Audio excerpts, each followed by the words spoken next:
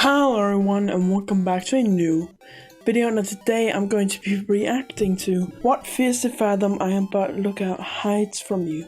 Now, just from the first frame, I don't know what fucking pervert is hiding in the fucking woods, but anyway, let's just watch it. What does Fears the Fathom Ironbark Lookout hide from the player behind the scenes? In the 4th episode of Fears the Fathom, our character is a park ranger who just transferred to a new post. And yes, as you may have guessed, things horrifyingly escalate for this dude.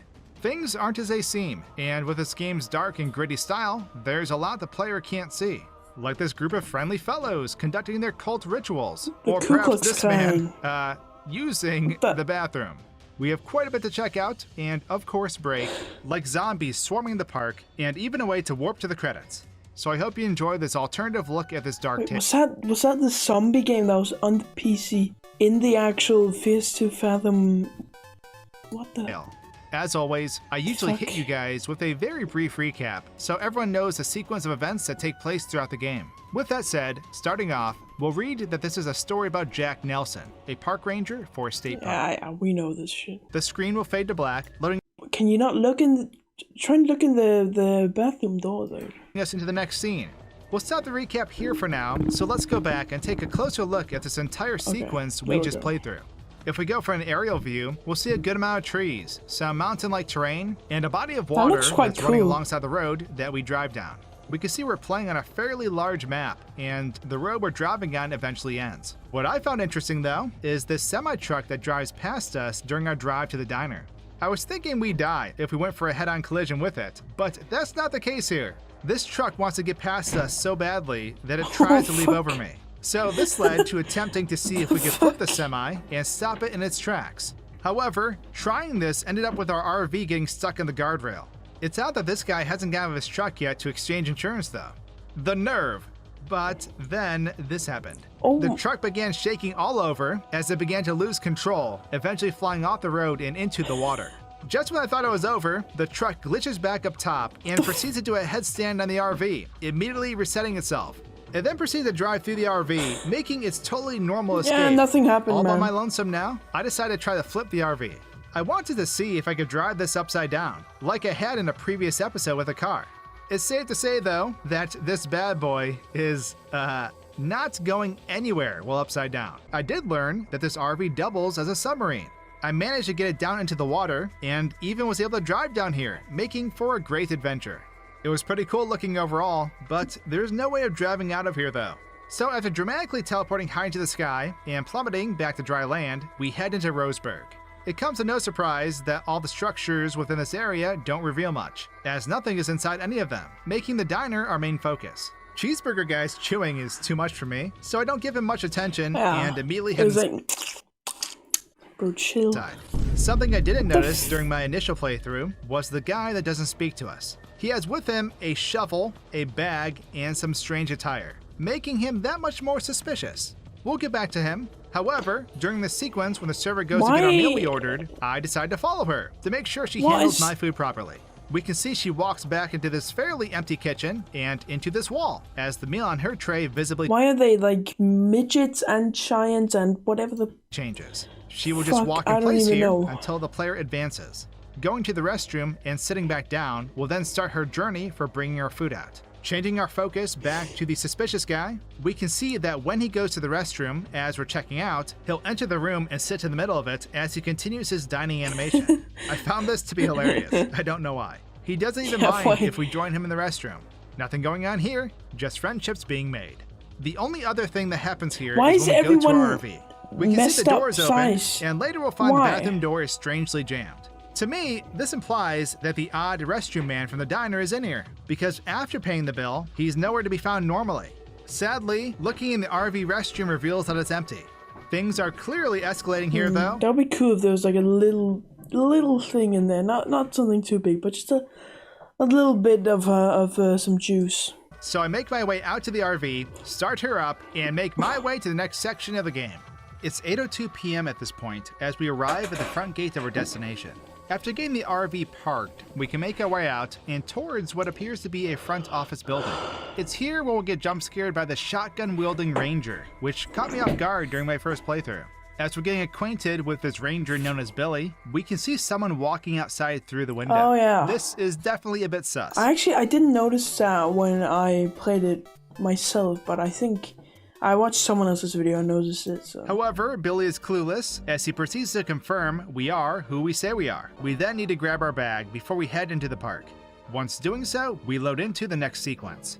Going back and looking at the entirety of this area, we can see that it's a long stretch of road that makes a C-like shape. There's really nothing in the outer bounds besides all these trees, of course, so our main focus is going to be the front gate area to the park. Taking a sneak peek in the front office building before we open it, we can see Billy anxiously standing guard at the door as he waits for us. Let's be real though, Billy has zero chill when we open this door. I mean, who answers the door like this? I guess in his defense, my character is invisible, so there's that. However, I'm more interested in the fellow that's going on a nightly stroll into the park. I realize that this guy looks familiar, and that's because it's our toilet friend from the diner. He just walks on by. No, it's not. It's Silas, that Silas guy who's like, oh, I work in the tower over there. And eventually disappears. Is that the same guy as... He is... It managed to load him...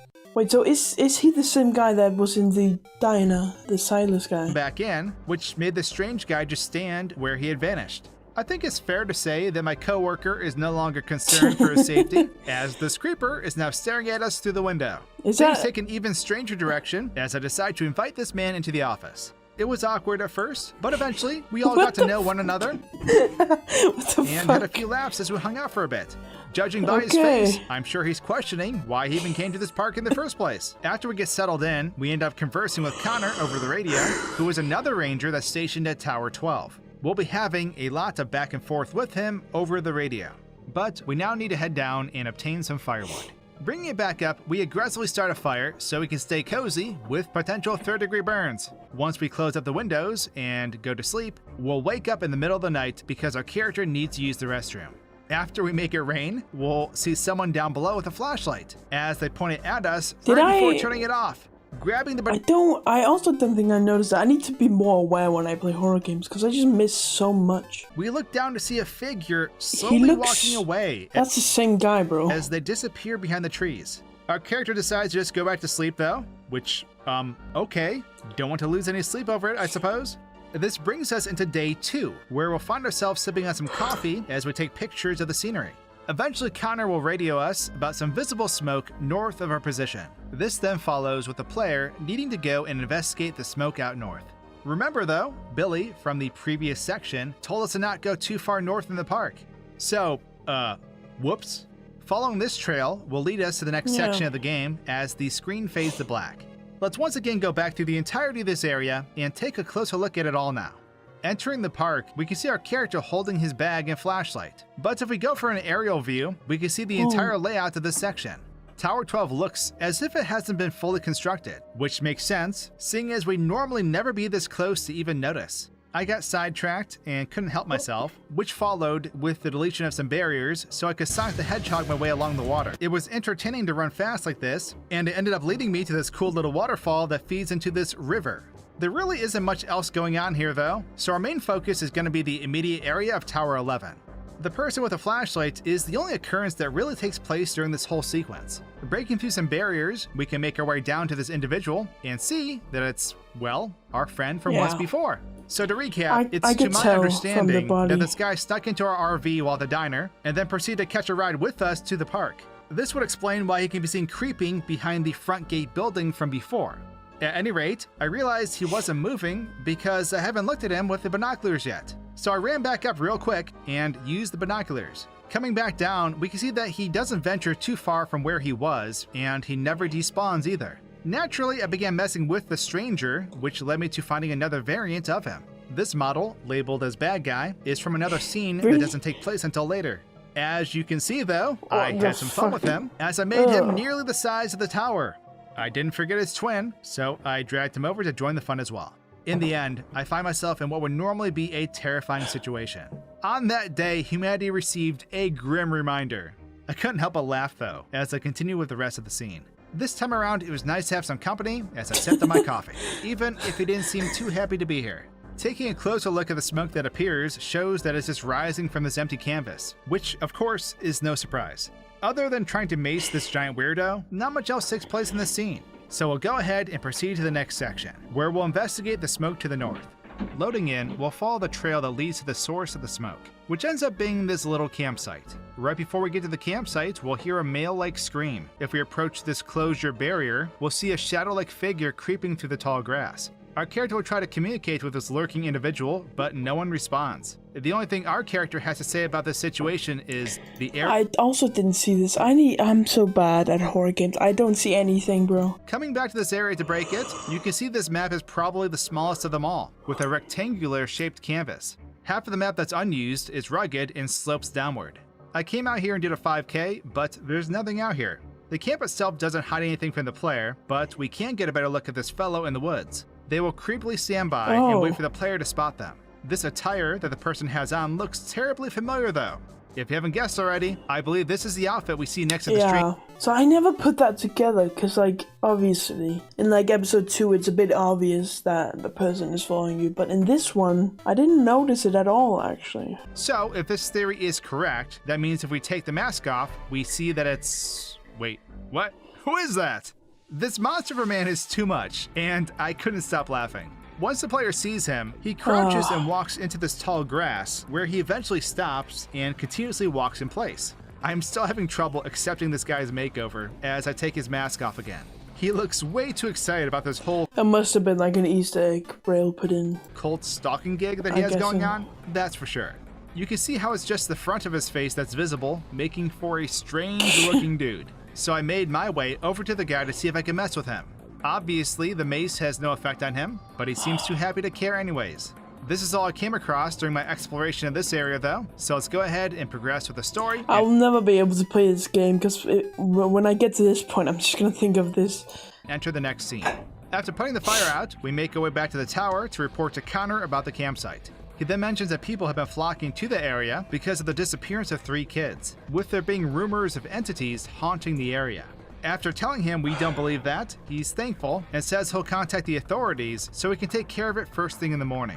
I personally feel there should be more urgency here, but okay, Connor. All this commotion has made us hungry though, so we whip up some lasagna and throw it in the oven. Soon after this, we fall asleep. However, our character gets woken up and we can see that we're not exactly alone. Getting up, we'll quickly realize our cultist friend is right outside the window as he proceeds to walk around. I wonder, is it the same model as the weird pervert guy? On the outside of the tower. I could hear him coming to the door, and I don't know why, but I thought he may have left, so I opened the door. Yeah, he didn't go anywhere, and this bear spray does nothing. After reloading, I decided to wait before I opened the door, which ends up being the way to go about it. We'll find that he left us a little present though, which is, needless to say, terrifying. Informing Connor of everything that took place is unsurprisingly useless, as he downplays it, saying it's probably just kids messing with me. Once again, okay Connor, but we just turn the light off and go back to bed. Going back and looking at the sequence from another view, we can see the cultist standing in our window, waiting for us to look at him. Clearly, he's still very happy to be here. Guy. We can watch him creepily crowd walk around the tower as he approaches the main door. It looks so the entire goofy. sequence is funny to watch, mostly because he has been unmasked. After he leaves us this gift though, he'll continue making his way around and down the stairs of the tower. He eventually despawns near the bottom of the stairs. Outside of this gothic birthday celebration, nothing else new occurs during this whole section.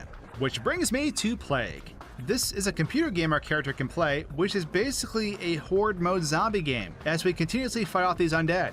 A game where we can get infinite headshot points if we just shoot dead zombies on the ground. I couldn't help but wonder, what if we took the zombies and even this nifty shotgun out of the computer and into the state park we're at? What could go wrong? We normally play this on a small screen, but in reality, the map and player controller is set up just like the one we're playing now. So if we load it in, well, the result is fairly glitchy, but as you can see, I now have a zombie chasing me as we make our way up the tower. Actually. I was surprised to see they were able to follow me, just because I assumed their nav mesh would only be tied to the video game environment. I go ahead and blast this one out of existence, and then try to spawn more in. Now that I had this horde following me, I need to try and stay alive, because adding all of this in was kind of a pain in the butt. So I make my way up the tower, and as you can see, I can't use the door. This is because we're technically using a different quote-unquote player than our typical RV dude. But what's odd is this horde never came up the stairs like the previous zombie. In fact, they straight up disappeared, and I couldn't really make sense of it. Eventually I realized where they went though. Somehow they broke out of the map and, well, just kept on running. I could find the zombies scattered throughout the outer bounds of the map, hilariously fleeing for their undead lives. Unfortunately, definitely glitchy, to say the least. With this setup, I can't proceed through the game, so I guess it's time to say bye to the shoddy and continue on with the original game. However, not before making a slippery slope of shoddy shells. I love game physics. That looks so like night pills, 3 starts bro. off with us having to clean our binoculars and survey the area. We'll end up seeing a flare go off, which follows with us talking to a hiker over the radio. The hiker sounds just like Connor, which confused me at first, but he sounds distressed and lost, and requires our help to get out of the woods safely. The game, Do You Copy, trained me for this moment. In a nutshell, it seems no matter what direction we give this hiker, the conversation ends with him thinking he found us, but it's definitely not us. I do believe our direction does dictate his survival though, which I'll explain in a few. We're interrupted by a knock on the door though, which follows with this odd conversation with Billy, as he gives us some tower supplies. He'll eventually leave, as we're left with eating some more food, doing our report, and going back to sleep. Wait, we need some more firewood. So we head down to grab some, and boom, jump scared by none other than our best friend / cultist. He claims to be a that was like, this jump scare gave me probably the biggest reaction ever in any of my videos. Once done talking with him, he'll just casually walk into the woods, as we're supposed to pretend that was normal. I was able to keep my eyes on him as he walked through the woods, and managed to find that he eventually stops and just walks in place down this trail, being visible to the player. Going back through the scene, when the hiker shoots the flare into the sky, it's fairly similar to the smoke we ended up investigating earlier, as the flare also comes from the blank canvas area. As for Billy, he just appears at our door, and when he leaves, he takes a long walk down the stairs and then leaves the Tower 11 site, disappearing shortly after. As for our creepy friend who jump scares us, he only appears as soon as we grab some firewood. Also, this is the second model of the bad guy that I was messing with earlier in the video, the one I made into a giant. After he leaves and ends up in that resting spot, where we can normally track him, I break the barrier and take a closer look. I attempted to end the game early, but clearly, as you can see, this plan wasn't quite working. Progressing the story, the 2 days later portion has nothing of interest when it comes to out-of-bounds activity, or anything of that nature. It involves the player updating the computer, which ends up shutting the power off. We then get the generator back on, go to the bathroom, and fade to black as we complete the scene. It is now 1 week later, as our character talks about Connor's generator undergoing maintenance, basically reminiscing about the isolation he's experiencing in the tower. However, it ends up that we have another incident occurring as we wake up to Connor over the radio in the early morning. When going to check out the smoke this time, we find a very questionable situation occurring across the water. The only thing our character could think of doing is to acquire evidence. So we pulled the camera out, and wait, was that the best idea? Not good. Where'd they go? Now we have the thing about this is, the only thing that doesn't make sense is, where's the picture? If he took the picture, where is it, man? Because apparently no one believes him, but he has the picture, doesn't he? Company! Glorious! So we do the most obvious thing possible and hide under the bed. There's nowhere else to go. Eventually the cultist breaks the door in and will proceed to search the room. He'll make his way back out, and that's when we need to make a run for it. Frantically running down the stairs, I ended up hiding in the portal. Where did all the other cult members go? Like, why is it only that guy? This ends up being the right thing to do, as our clueless cultist friend doesn't know what to do. Eventually he'll head to the shed, and we can make a pretty safe run for it at this point, loading us into the final scene. Let's go back and take a closer look at these cultists though, shall we? Remember the hiker we attempted to assist over the radio from before? Well, to my understanding, if we tell him to go right as we're directing them, this ultimately kills him. We can see his body lying on the ground by all the cultists when telling him to go right. However, if we tell him to go left, his lifeless body is not in the scene, which makes me believe that he survived? Food for thought? These cultists though, they let's just say they're all happy to be here. Each and every single one of them. Is that an actual person that's modeled off, or is that just like a AI image or something? When taking their picture, I had to slow the game down, which resulted with them sliding rather than running. It was pretty funny to watch. You can see their line of sight is fixed on my character, which adds to this strange sequence. Taking the masks off really shows just how flexible these guys' faces are. The one in white will go in the tent and remain there indefinitely. But the rest of the gang, they hilariously run to this spot where they all group up and essentially create this weird mosh pit. It's pretty funny to watch as their heads flip all about, struggling to keep their line of sight on the player. We can see the main cultist that comes after us has his flashlight implanted in his arm, which makes sense seeing as we'd normally never be able to clearly see how he's holding it. Watching him come into the tower isn't much different. But as long Probably shouldn't do that. as my dude is having a grand time being a psycho, it's all good. He'll eventually wrap around the tower and then wait for us to make our escape. At this point, I decided to go check in on our other friends and, well, yeah, they're still doing their thing. What ritual I is decided to this? use my Nightcrawler powers and teleport over to this area. I then joined the mosh pit they had going on. As you can see, it felt about as awkward as it looked. What a time to be alive. However, it's now time to make our escape before things escalate any further here. Stay back, evildoers. Moving into the final scene, we need to keep running, as the cultist does end up appearing as he continues to pursue us. Once in the RV, the screen fades to black as the credits roll soon after. The one thing I found curious about this end sequence is that if we just stand here and don't progress, the cultist never shows up. It's only after we get so far that he'll appear and begin to chase us. And when he does begin chasing us with a knife out, we can straight up get him to run through objects. He has no chill at all. But here's the kicker. During this whole ordeal, I found something that you any percent speedrunners might be interested in. Because you don't even have to do this scene at all. The developer put a skip to the credits command in this final scene, so as soon as you load this map during this final instance, all you have to do is hit the L key on your keyboard and the game will be completed. I'm assuming they forgot to remove this before building out the game. The credits scene is also pretty standard, and there's not a lot going on behind the scenes. But with that, we've come to the end of our journey in Fears to Fathom Ironbark Lookout. I hope you guys enjoyed my broken adventure. Subscribe if you did, and I'll see you in my next game break. Well, yeah, that was something. Obviously, links to this video down in the description. I doubt he needs the, I doubt he needs to shout out or whatever, but yeah, boy.